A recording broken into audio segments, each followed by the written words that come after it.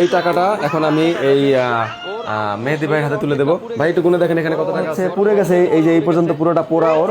তো ওর কষ্ট দেখে, ওর কান্নাকাটি দেখে আপনারা অনেকেই সাহায্য সহযোগিতা পাঠিয়েছেন এবং সেই ভিডিওটি আমার পেজ থেকে দেওয়ার পরে ভিডিওটি ভাইরাল হয়ে গেছে। এবং মূলত ওর যেহেতু চিকিৎসাটা বন্ধ ছিল, ওনার চাকরি নাই, চাকরি চলে গেছে, চিকিৎসা করাইতে পারে না, আর এই অবস্থা ওর চিকিৎসা বন্ধ। এই জন্য আপনাদের সহযোগিতা টাকাটা ওনাদেরকে পৌঁছাই দিতে আসলে। আর 3টা নাক ফুলা ছিল ছোট ছোট, 1000 করে 3000 টাকা দিয়ে দিচ্ছি। ভাই এই ভাইয়ের স্ত্রীর নাক ফুল ছিল 3টা, সেই 3টা নাক ফুল 3000 টাকায় বিক্রি করে, সেই নাক ফুল বিক্রি করে টাকা দিয়ে মেয়েকে চিকিৎসা করাইতে হয়েছে। তাহলে বোঝেন যে আসলে উনি কতটুকু সমস্যায় পড়েই এই আমার কাছে বলছে। আমি আবার ভিডিও করে আপলোড করছি, আপনারা ওনাকে সাহায্য করলেন। যাক, এখন আপাতত আল্লাহর রহমতে ওনার সমস্যার সমাধান হলো।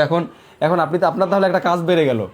আপনি যে আপনার স্ত্রীর 3টা নাক ফুল বিক্রি করছেন, এখন সেই নাক ফুল 3টা তো কিনে দিতে হবে। আবার 3টা না একটা কিনে দেন। ভাই আবার বলছে কি যে আমি তোমার নাক ফুল কিছুই করবো না, যাও।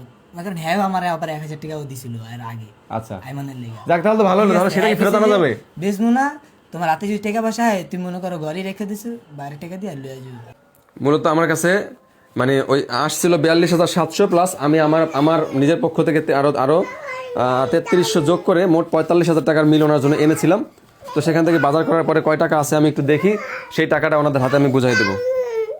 শুধু আমার কাছেই না, আমার কাছে অনেকে আবার অনেকে আছে না, সাহায্য করতে চায় না, যে আমি আবার টাকা মেরে খাবো কিনা, হয় না, মানুষের অবিশ্বাস হইতেই পারে। তো সেই জন্য আমার কাছে মূলত অনেকে নাম্বার চাইছে, আপনার নাম্বার। তো আমি তাদেরকে আপনার নাম্বার দিয়ে দিছি, আর তারপর আপনার সাথে যোগাযোগ করে তারা আবার সাহায্য পাঠাইছে, তাই না?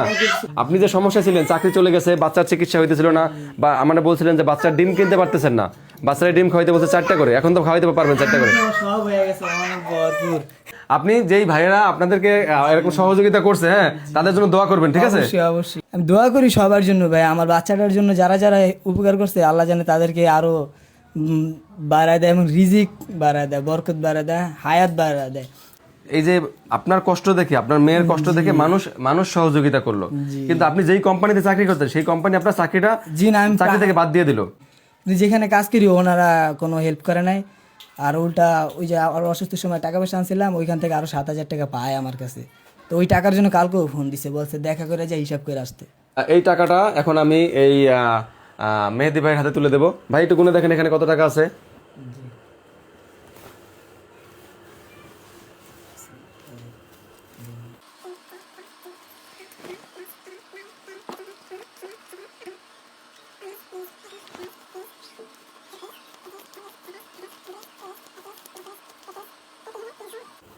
$33,340 টাকা। হ্যাঁ, তাহলে বাসা ভাড়া ওই যে 45,000-এর মধ্যে বাসা ভাড়া দিলাম 6,210 টাকা। 39 আর 200, আর এই জায়গা আছে 300, 500, তাহলে 40,000 টাকা এই জায়গা আছে।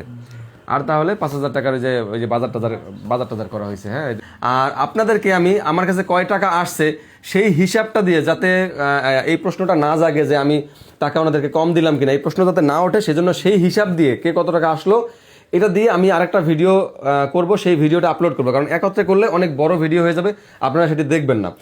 আপনারা দোয়া করবেন বাচ্চারা যেন তাড়াতাড়ি সুস্থ হয়ে যায়। আর ওনার যেহেতু চাকরি চলে গেছে, এই কারণে উনি এখন বলছে একটা ব্যবসা বাণিজ্য করবে, চায়ের দোকান টোকান নেবে। তো সেটা হয়তো আশা করি এই টাকার মধ্যে হয়ে যাবে। তারপরে যদি আমি আরও সম্ভব হয় চেষ্টা করবো ওনার জন্য, যদি আরও কিছু করতে পারি কিনা দেখা যাক।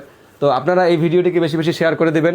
তো দর্শক, যেটি বলতেছিলাম, আমার এই পেজের ভিডিওগুলো থেকে যে ইনকাম আসে, সেই ইনকাম দিয়ে আমি অসহায় গরিব দুঃখী মানুষকে সহযোগিতা করার চেষ্টা করি। তো আপনারা আমার ভিডিওটিকে বেশি বেশি শেয়ার করে দিবেন, আমার পেজটিকে ফলো করবেন, আর ওনাদের পরবর্তীতে আপডেট নিশ্চয়ই আপনাদেরকে আবার জানাবো।